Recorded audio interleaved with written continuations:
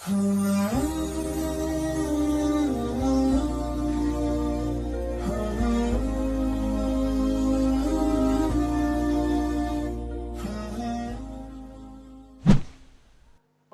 yang tadi telah disampaikan oleh Ustaz Ayyub, bahwa kita mungkin sekarang mengenal bagaimana tata cara sholat yang sesuai sunnah gitu ya. Atau setidaknya populer lah istilah-istilah sholat sesuai sunnah. Kemudian istilah puasa sesuai sunnah, haji sesuai sunnah, bahkan berpakaian sesuai sunnah begitu ya. Tapi sepertinya langka sekali, jarang sekali pembahasan mengenai cara baca Al-Quran sesuai sunnah. Ada yang pernah dengar nggak? Belum pernah kan ya? Bagaimana ternyata cara baca Al-Quran ini yang mestinya harusnya ada dong. Cara baca Al-Quran yang sesuai sunnah ini. Tapi ternyata minim sekali dipelajari dan dikaji. Dan ini tentu saja menjadi PR bagi kita sekalian. Bagi kaum muslimin yang tentu saja kita sama-sama ingin berusaha menggali bagaimana Nabi kita Muhammad sallallahu alaihi wasallam dalam beribadah maupun dalam bermuamalah. Dan yang namanya bacaan Al-Quran itu adalah aktivitas yang kita lakukan setiap hari. Siapa saja kaum muslimin yang sholat pasti baca Al-Quran. Tidak ada orang Islam yang tidak baca Al-Quran. Minimal baca apa? Minimal baca surah Al-Fatihah yang dibaca setiap rakaat dalam setiap sholat mereka. Kalau kemudian tata cara sholatnya, gerakannya, bacaan atau zikir sholatnya sudah digali, sudah dikaji, dipelajari agar benar-benar sesuai dengan sunnah dan tuntunan para ulama, lalu bagaimana kemudian cara membaca Al-Qur'annya? Nah, ini yang jarang dikaji dan mudah-mudahan hari ini kita bisa menggali bersama bagaimana sifat atau karakter bacaan Al-Qur'annya Nabi sallallahu alaihi wasallam. Ketika kemudian kita ingin menggali dan mempelajari bagaimana cara membaca Al-Qur'an ini atau sifat dan karakter bacaan Nabi, maka minimal ada 3 sumber atau ada 3 acuan yang bisa kita jadikan referensi untuk mengetahui cara atau karakteristik bacaannya Nabi sallallahu alaihi wasallam. Namun yang penting untuk dipahami juga adalah bahwa ketika kita membicarakan karakter atau bacaan Nabi, itu kita tidak sedang membicarakan suara. Maksudnya karakter suaranya kayak gimana? Enggak. Karena itu butuh rekaman. Untuk memperjelas bagaimana suaranya Nabi butuh rekaman. Dan jelas di zaman Nabi nggak ada yang namanya rekaman. Kemudian yang kedua, juga ini yang penting untuk diklarifikasi. Yang kedua adalah berkaitan dengan lagu, melodi atau irama. Dan ini juga tidak bisa dilacak. Kenapa tidak bisa dilacak? Karena tidak ada riwayatnya. Tidak ada riwayatnya Nabi itu kalau baca Al-Quran pakai lagu apa. Kan zaman sekarang ada istilah lagu-lagu Al-Quran yang dikenal dengan maqamat musiki al-maqamat. Ada yang pernah belajar maqamat sini? Ya. Saya nggak ngebahas hukum belajar maqamat ya, itu bab yang lain. Maksudnya maqamat ini bukan berasal dari Arab. Maqamat ini bukan berasal dari Arab. Asalnya 7 nada, disingkat suni'a bisihrika. Soba, nahawan, ajam, bayat, sikha, hijaz, ras, kemudian ditambah 1 kurd. Nah, ini 8 ini yang kemudian berkembang lagi menjadi banyak, itu nggak ada bahasa Arab.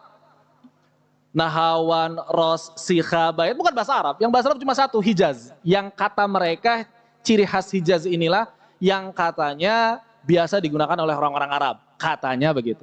Tapi 8 nada ini atau 8 lagu ini semuanya berasal dari Persia, bukan berasal dari Arab.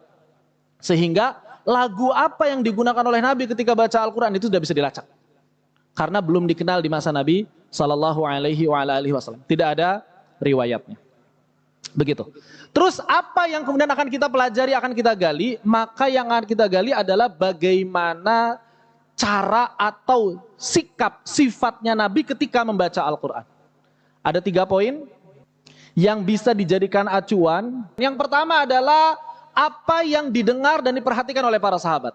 ya kan? Para sahabat mendengar bagaimana sih cara bacanya Nabi. Ini yang menjadi acuan. Kemudian para sahabat menyampaikan ke sahabat yang lain dicatat dalam hadis-hadis. Ini yang menjadi acuan pertama. Apa yang didengar dan apa yang diperhatikan oleh para sahabat. Acuan yang kedua adalah apa yang diperintahkan oleh Nabi sendiri. Itu acuan yang kedua. Apa yang diperintahkan oleh Nabi sendiri. Apa yang Nabi amalkan, inilah apa yang nanti para sahabat dengar, para sahabat perhatikan, kemudian tercatat dalam kitab-kitab sunnah, dalam kitab-kitab hadis. Kemudian yang kedua, apa yang Nabi perintahkan. Nanti kita akan melihat bagaimana sih perintah Nabi SAW terkait dengan cara membaca Al-Quran.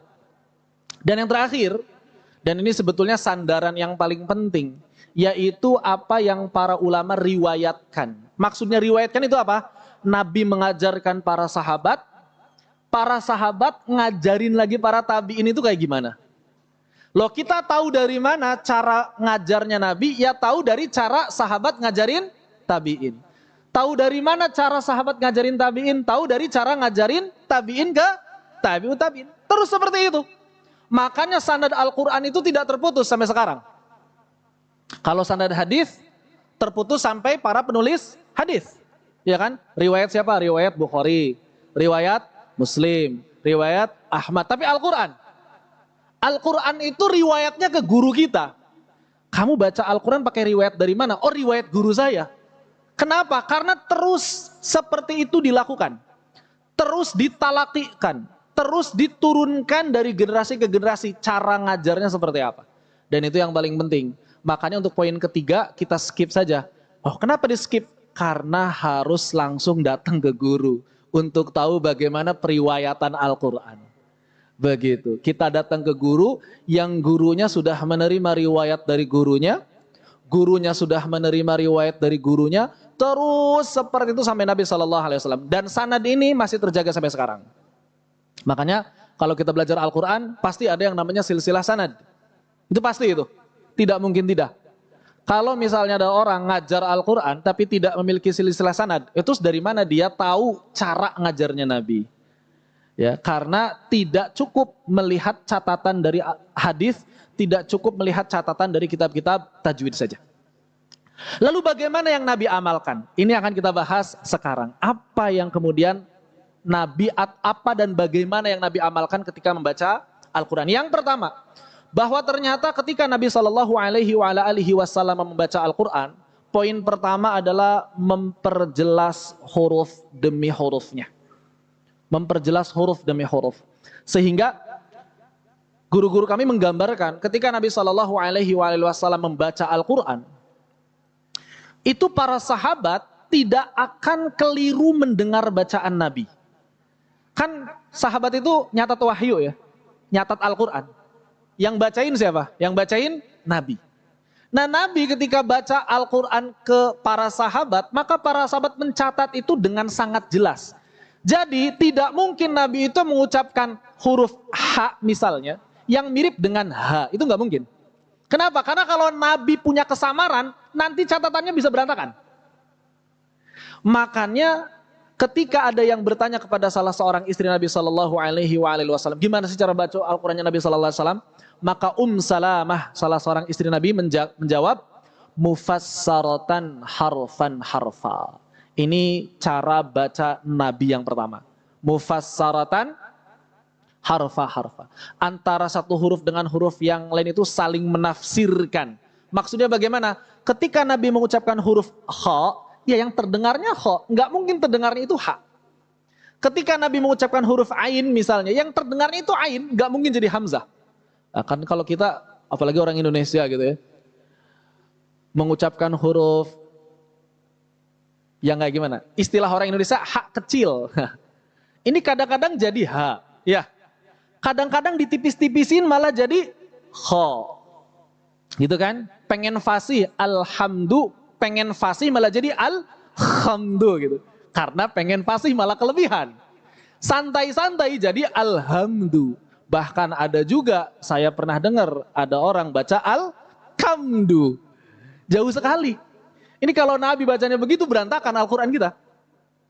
Begitu. Atau misalnya na'budu nasta'in. Ini pakai ain. Na'budu nasta'in. Maka para sahabat yang mendengar bacaan Nabi itu udah enggak lagi samar. Oh ini ain, tulis pakai ain.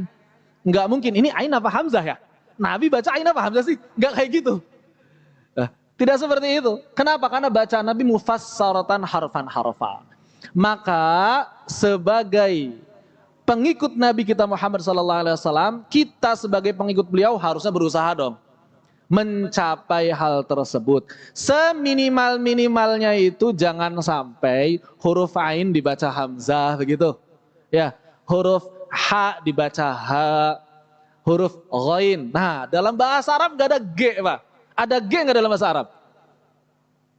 Coba alif, ba, ta, tha, jim, ha, kho, dal, dhar, ro, ja, sin, sin sampai ya, ada G nggak? Ada G, ada huruf G? Nggak ada ya? Yang ada ghain.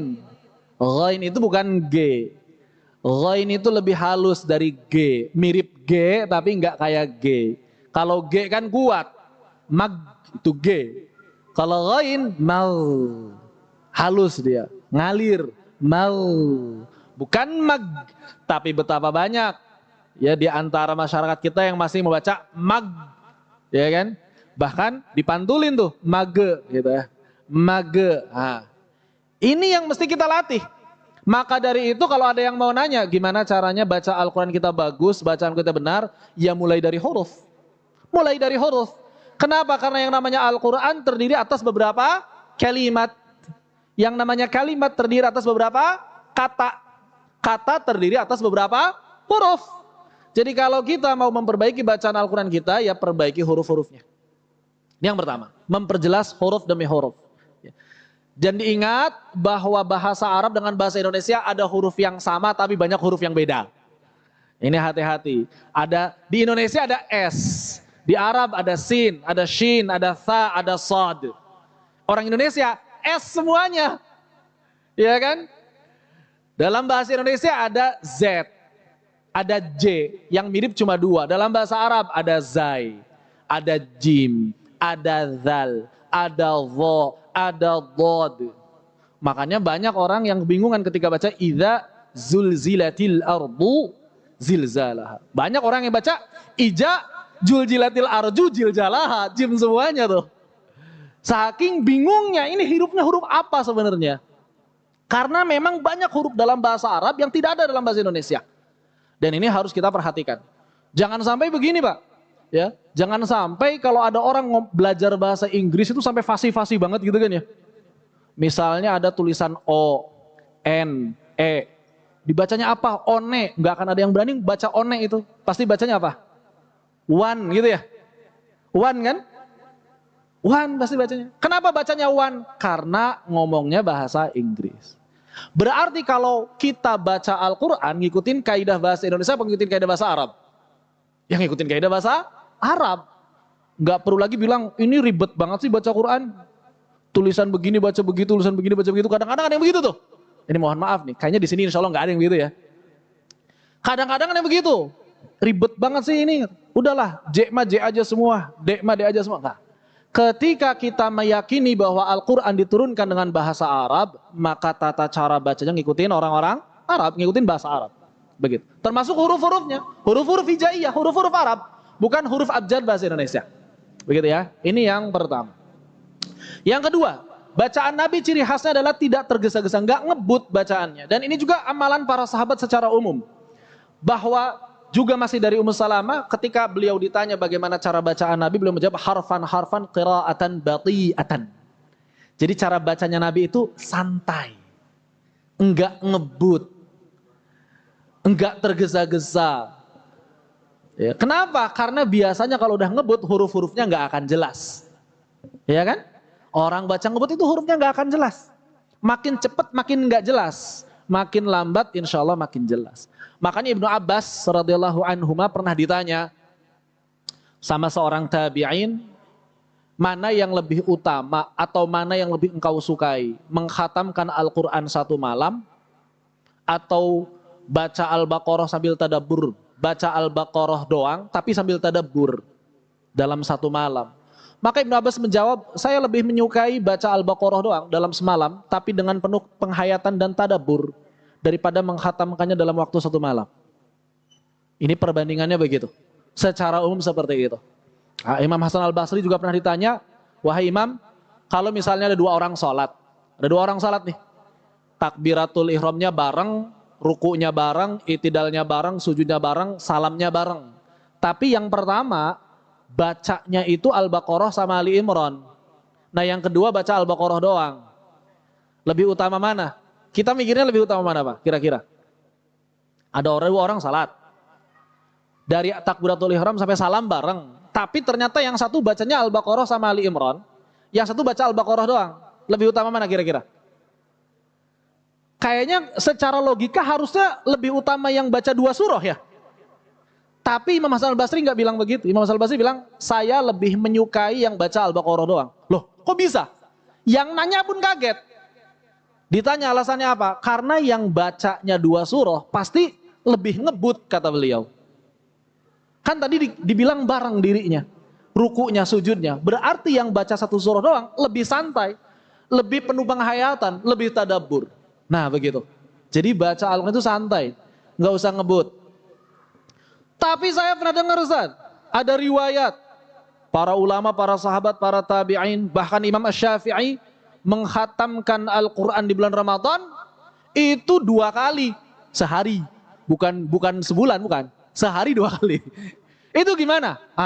Ternyata Imam Nawawi punya jawabannya. Apa jawabannya? Jadi begini, kalau memang kita sudah bisa tadabbur dengan cara baca yang cepat, maka silahkan mempercepat bacaan kita, yang penting bisa tadabbur. Tapi kalau ternyata dengan mempercepat bacaan kualitas tadabbur kita menurun, jangan dipercepat. Itu kesimpulan dari Al-Imam An-Nawawi. Yang gak bisa bahasa Arab kira-kira bisa tadabbur gak Pak? Yang gak bisa bahasa Arab nih, bisa tadabbur gak? Kayaknya sama aja, mau ngebut, mau santai, gak tadabbur kita gitu ya. Kalau kayak gitu gimana? Ya silakan baca sebanyak mungkin, tapi jangan sampai merusak hurufnya. Ya kalau kualitas tadabbur kita sama, antara ngebut sama santai kualitas tadabburnya sama, ya berarti lebih baik agak ngebut, dapat banyak hurufnya, cuma jangan sampai berantakan. Ya gitu. Cuma kalau kita melihat Nabi bacanya kayak gimana, santai Nabi bacanya. Nabi itu cara baca santai, tidak mempercepat bacaan. Bahkan Nabi pernah mempercepat bacaan ketika lagi talaki sama malaikat Jibril. Langsung ditegur sama Allah. La tuharrik bihi lisanaka lita'jala bih. Kenapa Nabi pengen buru-buru? Karena Nabi itu semangat. Semangat belajarnya tinggi. Makanya Nabi pengen cepet dapat hafalan Al-Quran tersebut. Sehingga Nabi baca agak ngebut. Setorannya agak ngebut. Tapi ditegur sama Allah. Begitu. Maka sejak saat itu Nabi nggak pernah lagi baca ngebut. Bacaan Nabi santai. Seperti itu. Wallahu ta'ala alam. Berikutnya, ini juga poin penting, bahwa Nabi SAW selalu memperhatikan tempat wakaf. Tempat wakaf itu apa? Tempat berhenti. Kenapa seperti itu? Karena yang namanya baca Al-Quran, adab. Adab membaca Al-Quran itu adalah membaca satu kalimat atau satu bacaan dalam satu nafas. Itu adab. Para ulama sepakat ijma' bahwa adabnya membaca Al-Quran adalah membaca dengan satu nafas. Loh, berarti kalau misalnya kita baca Al-Quran terus di tengah-tengah nafas, itu gimana hukumnya? Itu makruh. Misalnya ayatnya panjang, juz 30 ada ayat panjang. Misalnya apa? Surah Al-Bayyinah. Ini kadang-kadang jarang yang nyampe. Ya terutama yang udah bapak-bapak jarang yang nyampe nih satu ayat nih, ayat pertama. Lam yakunil ladzina kafaru min ahlil kitabi wal musyrikina mufakkina, gitu kadang-kadang ya. Nah ini makruh, hukumnya makruh. Ya. Kenapa? Karena yang namanya bernapas di tengah-tengah bacaan itu hukumnya sama seperti bernapas di satu kata, makruh. Begitu. Terus bagaimana caranya? Berarti kita mesti tahu di mana tempat yang tepat buat berhenti, di mana tempat yang tepat buat memulai. Nah inilah cara wakaf. Terus di mana cara wakaf terbaik? Ternyata cara wakaf yang terbaik adalah di akhir ayat. Sebagaimana hadis ini. Karena Rasulullah sallallahu alaihi wasallam idza qara'a al-Qur'an qatta'a ayatan ayat. Sunnah menghentikan bacaan setiap akhir ayat. Jadi kalau udah ada akhir ayat, udah berhenti. Itu sunnah. Hukumnya sunnah berhenti setiap akhir ayat.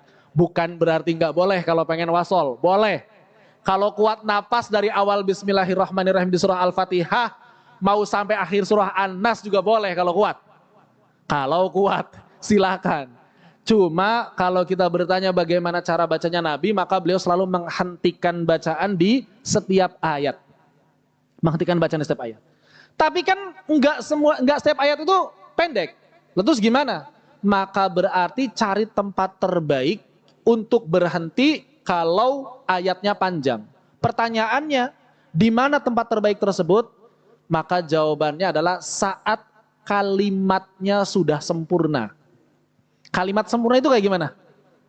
Kalau dalam bahasa Indonesia udah SPOK titik. Nah kalau dalam bahasa Indonesia begitu. Lah, Al-Quran kan bahasa Arab. Terus gimana cara taunya? Gimana cara taunya? Supaya tahu itu SPOK udah SPO atau udah SPOK. Gimana cara taunya? Gimana Pak? Saya mau nanya nih. Di dalam Al-Quran susunannya ada paragraf enggak? Secara susunan sebetulnya ada, cuma enggak dibuat per paragraf ya. Ada titik enggak di dalam Al-Quran? Titik kalimat, bukan titik huruf. Titik kalimat ada enggak? Sebetulnya secara makna ada, cuma enggak dikasih titik, begitu ya? Loh terus gimana dong? Yang afdol sih belajar bahasa Arab. Udah. Cuma para ulama tahu, enggak setiap kaum muslimin punya kesempatan langsung ahli bahasa Arab. Maka mereka kemudian ngebantu kita. Ngebantu dengan apa? Ngebantu dengan tanda waqaf. Boleh nggak apa lanjut? Ngasih tanda bantu apa tanda bantunya? Tanda baca wakaf. Tahu tanda baca wakaf? Ah berarti yang nggak ngerti bahasa Arab harus ngerti tanda baca wakaf aja. Ada tanda baca wakaf apa? Ada yang namanya tanda baca qila atau qili. Qaf lam ya. Apa artinya qaf lam ya? Waqaf aula. Lebih utama berhenti. Waqaf aula. Lebih utama berhenti. Ada jim. Ada apa jim itu? Jawazul waqfi. Boleh waqaf. Boleh juga wasol. Sama 50-50. 50-50. Mau waqaf mau wasol 50-50. Ada yang ketiga, sila atau sili, sod lam ya, wasol aula. Boleh wakaf, tapi lebih utama wasol. Boleh wakaf, tapi lebih utama wasol. Udah 3 poin, 3 tanda baca ini, udah paham. Berarti kalau ada tanda baca qila, ada tanda baca sila, ada tanda baca jim, boleh berhenti gak? Boleh. Yang jadi masalah, sampai tanda baca itu pun masih jauh, itu gimana tuh? Itu yang jadi masalah. Maka kalau udah begitu langsung tanya saja sama Ustaz Ayub, Ustaz berhentinya di mana gitu ya. Karena udah nggak ada cara yang lain. Begitu. Walaupun zaman sekarang ada namanya mushaf waqaf ibtida. Mushaf Al-Quran yang ada garis-garis itu juga bisa dipakai. Walaupun bisa jadi antara satu ulama dengan ulama yang lain kadang ada perbedaan pendapat, tidak masalah.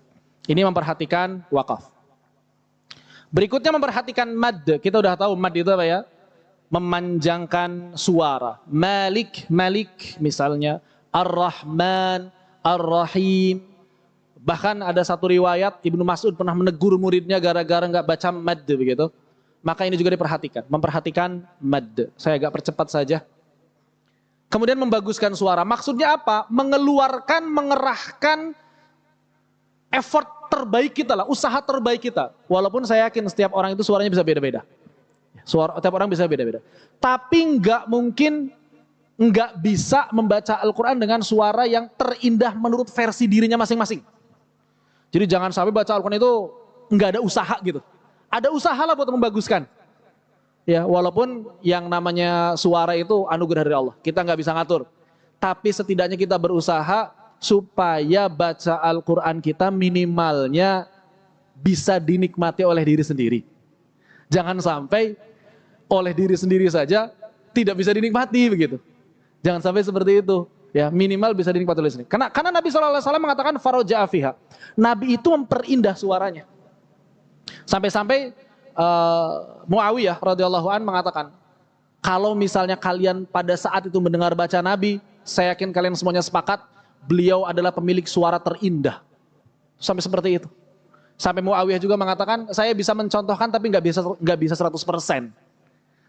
Kenapa? Karena saking indahnya bacaan Nabi. Kalau Nabi aja sampai berusaha seperti itu untuk memberi indah bacaan, ya kita harusnya sama dong, usahanya seperti itu, ya kan? Juga menaik turunkan suara. Kadang Nabi meninggikan suara, kadang merendahkan suara. Dianjurkan bagi kita untuk merendahkan suara ketika ayat-ayat Al-Quran itu bercerita tentang perkataan-perkataan orang kafir. Begitu, misalnya seperti waqalu takhadallahu walada. Mereka berkata Allah punya anak. Nah ini sunahnya direndahkan suaranya. Karena orang-orang kafir sedang menghinakan Allah. Waqalu takhadallahu walada. Subhanahnya ditinggikan. Subhanah. Seperti itu. Itu diajarkan oleh ulama-ulama kita juga. Karena demikianlah Nabi mencontohkan. Kadang merendahkan suara, kadang meninggikan suara. Ketika memuji Allah, Nabi meninggikan suaranya. Ketika bercerita tentang neraka, Nabi melirihkan suaranya. Sampai seperti itu. Itu adalah bagian dari cara baca Nabi SAW. Dan ini yang ketujuh, yang terakhir. Bahwa Nabi SAW ketika membaca Al-Quran selalu langsung berinteraksi dengan ayat. Kalau ayatnya ini ayat-ayat tentang tasbih, maka Nabi berhenti. Ya, idza marra bi ayatin fiha tasbih sabbah. Kalau ayatnya bercerita tentang tasbih, Nabi berhenti dulu, bertasbih dulu. Wa idza marra bi su'ali sa'al. Kalau ayatnya berkaitan dengan doa, Nabi berhenti dulu, doa dulu. Wa idza marra bi ta'awudzin ta'awwadz. Kalau ayatnya bercerita tentang perlindungan dari api neraka dan lain sebagainya, Nabi berhenti dulu, memohon perlindungan dulu, baru dilanjutin baca Al-Qur'annya. Dan tentu saja poin ini tidak akan bisa dilakukan kecuali oleh orang yang paham makna ayat. Kalau nggak paham makna ayat, apa ini ayatnya? Ngomongin apa ini ayat barusan? Tadi ngapain itu kok berhenti dulu gitu ya? Seperti itu. Dan ini wabil khusus dalam madhab Imam Asy-Syafi'i juga dianjurkan dilakukan walaupun di dalam sholat. Makanya sebagian imam ketika mereka membaca ayat-ayat tertentu mereka berhenti dulu. Sabbihisma rabbikal a'la, subhana rabbiyal a'la, subhana rabbiyal a'la, subhana rabbiyal a'la, alladzi khalaqa fasawwa. Baru lanjutin. Dan itu juga ada riwayatnya dari Umar bin Al-Khattab radhiyallahu an. Atau mungkin para bapak pernah dengar imam yang baca alaisallahu bi ahkamil hakimin, tiba-tiba baca bala wa ana ala dzalika minasyahidin. Itu adalah bagian dari jawaban-jawaban yang diriwayatkan. Walaupun sebagian riwayatnya ada kelemahan, tapi para ulama sepakat dalam masalah targhib dan tarhib boleh mengamalkan hadis-hadis yang dhaif selama bukan hadis palsu. Begitu. Apalagi secara riwayat, ini riwayatnya riwayat Imam Muslim. Cuma memang tidak dicontohkan. Maksudnya tidak secara spesifik Nabi doanya kayak gimana sih? Nabi tasbihnya kayak gimana? Berarti bebas. Ya, dalil-dalil yang tidak ada dalil spesifiknya berarti bebas. Ya tasbih seperti apapun tasbihnya. Doa seperti apapun doanya. Berlindung seperti apapun berlindungnya. Maka biasakan kalau ada ayat-ayat tentang surga. Kita tahu nih ayat tentang surga nih. Doa dulu. Allahumma inna nas'aluka ridhaka wal jannah misalnya. Ayat-ayat tentang neraka, berhenti dulu, doa dulu. Allahumma inna na'udzubika minan nar. Itu seperti itu tidak masalah. Dicontohkan oleh Nabi SAW. Bahkan ini dilakukan Nabi SAW ketika sholat. Dalam riwayatnya. Jadi Hudzaifah sholat di belakang Nabi ketika sholat malam. Kemudian Nabi membaca surah Al-Baqarah, An-Nisa dan Ali Imran. 1 rakaat Pak. Dan kata Hudzaifah, rukunya Nabi panjangnya sama kayak berdirinya. Sujudnya panjangnya kayak rukunya. Sanggup kayak kira-kira tuh. Nabi kalau sholat gak banyak-banyak. 1 rakaat. Tapi bacaannya dari Al-Baqarah, Ali Imran, An-Nisa. Makanya Nabi kalau taraweh 11 rakaat. Kenapa 11 rakaat?